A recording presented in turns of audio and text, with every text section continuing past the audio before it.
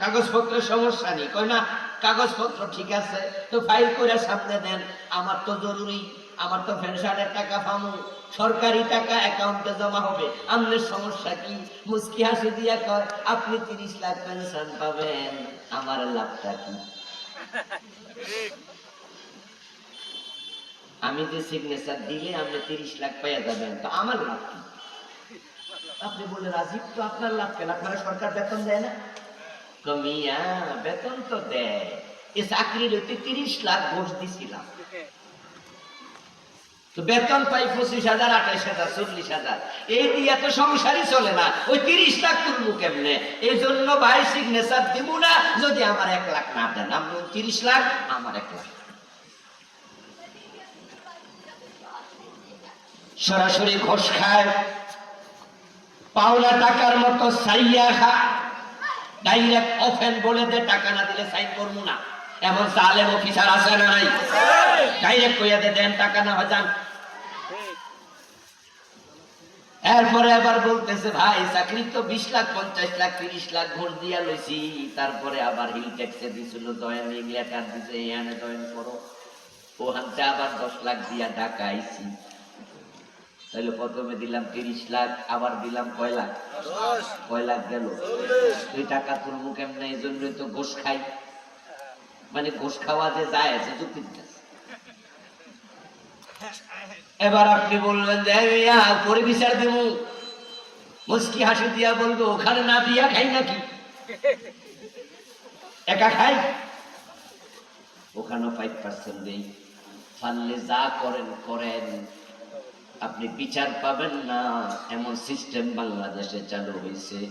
তাই গত 15 বছর যারা খায়, এখন নতুন কেউ খাচ্ছে, কি ঠিক না? গত 15 বছর সাদাবাজি ছিল, ছিল কি না? অগাস্টের 5 তারিখে সাদাবাজরা পলাইয়া গেছে, এরপরে 5 মাস বাংলাদেশ এখন সাদাবাজ নাই, ঠিক না? আছে আছে আছে আছে, তো হেরা তো নাই, তাহলে কেডা খা? খাওয়ার জন্য আগে খাইছে মালেকে, এখন খায় খালে। ওইটাই এই যে বাংলাদেশ এক আশ্চর্য দেশ। মাঝে মাঝে আমার মনে হয় জমি নিয়ে কোনো প্রবলেম আছে নি, আল্লাহ জানে, মাটিতে সমস্যা,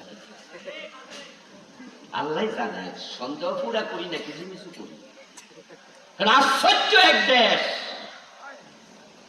শুধু নেতাদের দোষ দিয়া লাভ নাই, পুরা জমিনের মানুষগুলাই কয়েক % ভালোবাসে, না হয় আসমান থাকতো না, আল্লাহ গজব দিত, খারাপের সংখ্যাই বেশি, ঠিক না?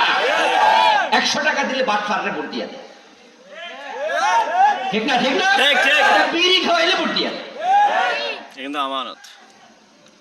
সৎ মানুষ, যোগ্য মানুষ এরা নেতা বানাবে না, হেরে নেতা বানাই আমার কি, হে কি আমার টাকা দিছে? বরং এই মেয়ে আমার 1000 দিছে, 1000 তো পাইছি, হেরে ভোট দিমু, হে কি করবো, এটা হের ব্যাপার, আমি তো 1000 পাইছি। এই যদি চরিত্র হয়, ভালো মানুষ নেতা হবে কেমনে?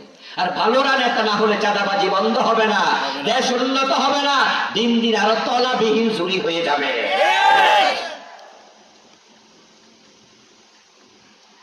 আমার প্রিয় ভাই বলছিলাম, উনি আবার যুক্তি দিচ্ছে ঘুষ, উনি 30 লাখ ঘুষ দিয়া চাকরি নিল, 10 লাখ দিয়া ট্রান্সফার হইল 40 লাখ। এবার তিনি বুঝাইতে চান, এই যে আপনার কাছে ঘুষ চাই, আমি এমনি এমনি চাই না, যুক্তি মুক্তি দিয়া বুঝায় ঘুষ খাওয়া ওনার অধিকার। আপনাদের কাছে আমি জিজ্ঞাসা করবো, আপনারা জবাব দেন, 30 লাখ দিয়া ঘুষ দিয়া চাকরি লইছে, এইভাবে ঘুষ দেয়া জায়েজ না হারাম? তারপর যখন ট্রান্সফার হয়েছে ওখান থেকে আবার 10 লাখ, ওখানে ঘুষ দেয়া জায়েজ না হারাম? এবার যে ঘুষ খাইতেছে, জায়েজ না হারাম? কয়টা হারাম করবে? কিন্তু যুক্তি দিয়া কি বুঝাইছে?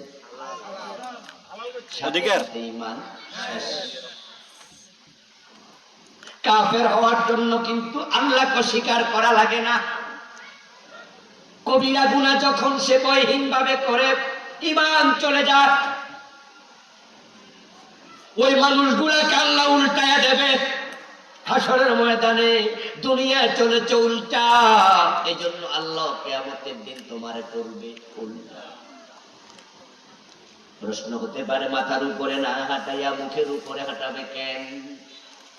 উত্তর হলো, মানুষ যত গুনাহ করে এ মুখ দিয়া করে সবচেয়ে বেশি। হারাম খাইছে কি দিয়া? আমার সাথে সাথে একটু কথা বলতে হবে। হারাম খাইছে কি দিয়া? মিথ্যা বলছে কি দিয়া? গীবত করছে কি দিয়া? চুগলখড়ি করছে কি দিয়া? বড় বড় আলেমের বিরুদ্ধে আদালতে দাঁড়াইয়া মিথ্যা সাক্ষী দিয়েছে কি দিয়া? আল্লামা সাইদির মতো লোকটাকে 13 বছর জেল খাটাইছে। অপেক্ষা করো, আল্লাহ উল্টা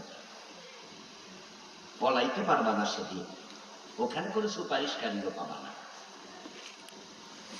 এই লোকটা যদি এই গত 13, 14, 15 বছর মাঠে ময়দানে ওয়াজ করতে পারতো, উনার হাতে আরো কয়েক হাজার কাফের মুসলমান হতো।